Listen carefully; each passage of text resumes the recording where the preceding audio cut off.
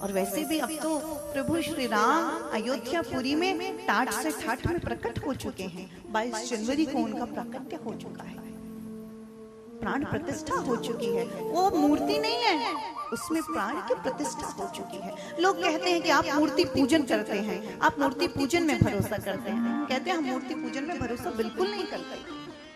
हम कब मूर्ति की पूजा करते हैं? हम परमात्मा को पूजते हैं।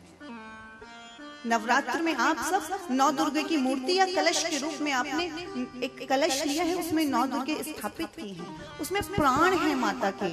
और जब हम प्राण को विदा कर देंगे तो उस मूर्ति को, उस कलश को जल में प्रवाहित कर देंगे। कब करते हैं हम मूर्ति पूजा? गणेश चतुर्दशी पर। अभी कोई कहे कि आप मूर्ति पूजा में विश्वास करते हैं, कहिएगा बिल्कुल नहीं करते। हम परमात्मा के प्राण में ही विश्वास करते हैं। प्राण प्रतिष्ठा होती है मूर्ति में जब हम उसमें विश्वास करते हैं, जब हम उसकी पूजा करते हैं। उससे पहले तो हम उसे मोल भाव करके लाते हैं कि ये गणपति 150 का नहीं, 150 का महंगा है, 75 का नहीं, 100 का नहीं, 50 का ही दे दो। इतने छोटे से गणपति जी हैं, मिट्टी के ही तो बने हैं। उस वक्त हम मोल भाव कर रहे हैं। ये कान्हा जी मोल भाव करके लिए गए हैं, लेकिन अब इसे कोई 1 लाख में भी बेचे तो क्या मैं दे दूंगी? कोई मुझसे मांगे, आप देंगे क्या अपने घर में देवालय में रखी मूर्ति को?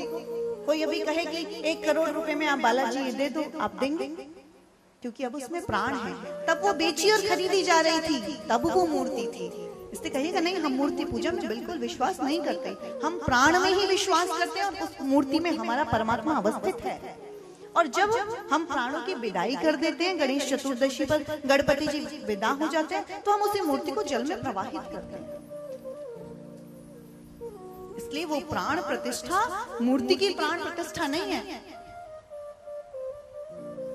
ये हिंदुओं के टूटे हुए स्वाभिमान की प्राण प्रतिष्ठा है, जो अयोध्या में 22 जनवरी को हुई है।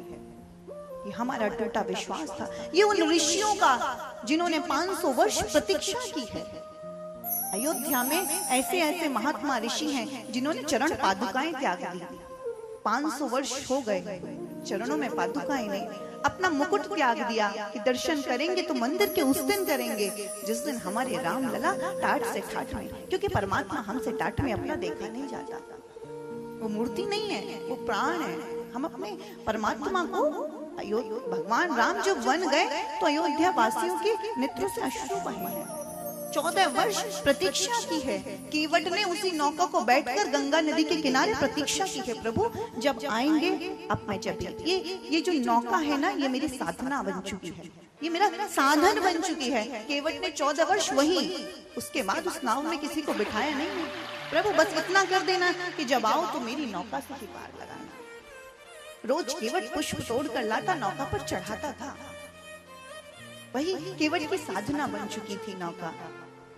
इसलिए ये प्राण प्रतिष्ठा एक मूर्ति की नहीं है, हमारे स्वाभिमान की है। हिंदुओं के टूटे हुए स्वाभिमान की प्रतीक्षा है। उस प्रतीक्षा का परिणाम है ये, जो परमात्मा आए हैं, जो ऋषियों ने 500 वर्ष की है। ये न्याय है, ये सत्य की जीत है और असत्य को हराया गया है। और परमात्मा बताता है सदैव कि जब जब सत्य और असत्य लड़ते हैं, देर भले हो जाए। कल आपने भजन सुना था ना, जिसकी नैया राम भरोसे डोल भले सकती है, डूब नहीं सकती है। ये सत्य की जीत है, ये न्याय है उन कार सेवकों के साथ, उन वीरों के साथ जिन्होंने अपने प्राणों की आहुति दी है इस मंदिर में। ये न्याय है उन माताओं के साथ जिन्होंने अपने कोख का बलिदान दिया है, उन पत्नियों के साथ जिन्होंने अपने सिंदूर को न्यौछावर किया है इस राम मंदिर पर, उन बहनों के साथ जिन्होंने अपनी राखी भाई की कलाई उस राम मंदिर में आहुति दी है। ये न्याय है, ये सत्य की जीत है। और आज आपके उस पावन पंडाल में उसी राम का आगमन होने वाला है और हम सब उसके साक्षी हैं। एक तो हम राम मंदिर को देखने के साक्षी बने हैं, ये हमारा सौभाग्य ही है। लोगों ने प्राण दे दिए पर देख नहीं पाए रामलला को, लेकिन परमात्मा बड़ा सहज है, सरल है। वो आता जरूर है, देर हो सकती है, लेकिन जीत सत्य की होती है। राम मंदिर की प्राण प्रतिष्ठा हमें ये भरोसा दिलाती है, ये विश्वास दिलाती है। राम इस भारत की आत्मा है। भारत का पर्याय है राम। राम को भारत से विभक्त नहीं किया जा सकता। धर्म का पर्याय है, विग्रह है। राम विग्रहवान धर्म। राम को धर्म से और धर्म को राम से विभक्त नहीं कर सकते आप। इस भारत की आत्मा है राम। राम हमारी गति, हमारी मति, हमारा कर्म, हमारा धर्म है। बिना राम के आदर्शों का चरमोत्कर्ष कहाँ है, और बिना राम के धरती पे ये भारतवर्ष कहाँ है।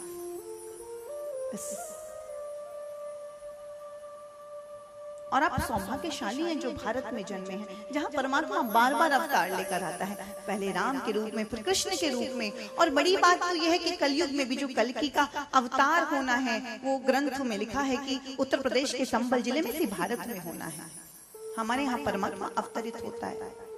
अन्य धर्म वाले लोग कहते हैं कि हमारे यहाँ तो परमात्मा नहीं आता, तुम्हारे यहाँ क्यों आता है? हमने कहा तुम्हारे परमात्मा में वो सामर्थ्य नहीं है, वो आए, वो अपने दूतों को भेजता है। लेकिन हमारे परमात्मा सर्व सामर्थ्यवान है, वो सब कुछ कर सकता है, और नहीं कर सकता तो हम उसे परमात्मा नहीं मानते। हमारे परमात्मा में वो जो चाहे वो कर सकता है।